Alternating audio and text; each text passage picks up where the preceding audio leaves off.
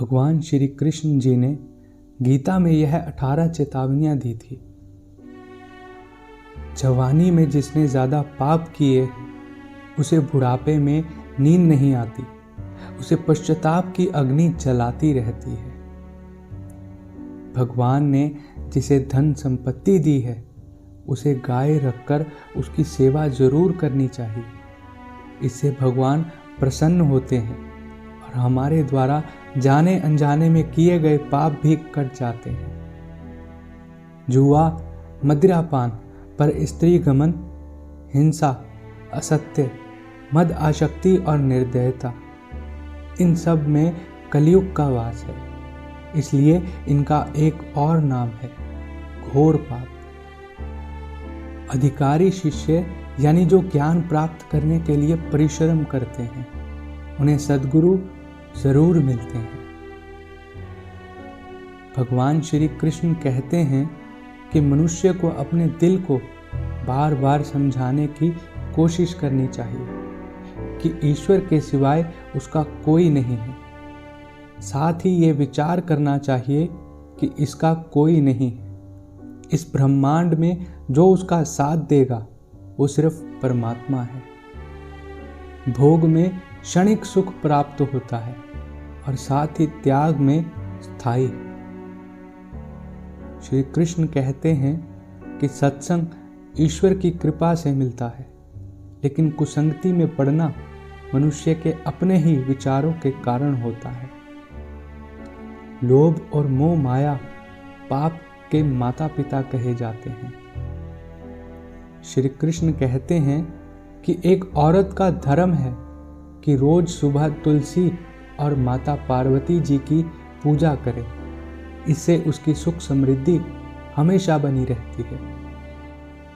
मनुष्य को हमेशा अपने मन और बुद्धि पर विश्वास नहीं करना चाहिए, क्योंकि ये बार बार इंसान को धोखा देते हैं और खुद को निर्दोष मानना बहुत बड़ा गुनाह साबित होता है। पति पत्नी पवित्र रिश्ता बनाए रखने से भगवान उनके घर में पुत्र रूप में आने की इच्छा रखते हैं।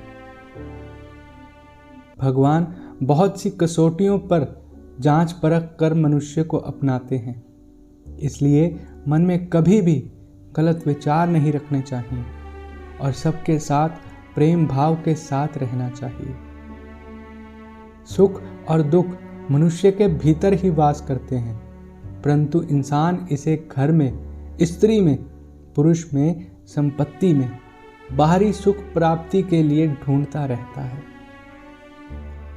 भगवान श्री कृष्ण कहते हैं कि उपासना केवल शरीर से नहीं बल्कि मन से भी करनी चाहिए। ईश्वर का वंदन उसे प्रेम बंधन में बांधता है। मनुष्य की वासना ही उसके पुनर्जन्म का कारण होती है। मनुष्य इंद्रियों के अधीन है, इसलिए उनके जीवन में विकार और परेशानियां आती हैं। मनुष्य के अंदर धैर्य, सदाचार, स्नेह और सेवा जैसे गुण बिना सत्संग के नहीं आते। श्री कृष्ण कहते हैं कि जिस प्रकार शरीर के वस्त्र मैले होने पर उन्हें साफ किया जाता है, उसी प्रकार मन के मैल को भी साफ करना चाहिए। दोस्तों, हमारे जीवन की सारी समस्याओं का हल हमारे धर्म ग्रंथों में ही है। अगर हम इन्हें पढ़ते हैं और समझते हैं तो हमारे जीवन में आने वाली बड़ी से बड़ी समस्याओं का सामना हम आसानी से कर सकते हैं। लेकिन आज की इस भागदौड़ भरी जिंदगी में किसी को भी पढ़ने का समय नहीं होता। इसलिए हम धर्म ग्रंथ, वेद, पुराण, पौराणिक कथाएं और भगवान से जुड़ी कथाएं हमारे इस चैनल के माध्यम से आप तक पहुंचाने की कोशिश करते हैं। अगर ये वीडियो अच्छी लगे तो वीडियो को लाइक और शेयर ज़रूर करें। जय श्री कृष्ण।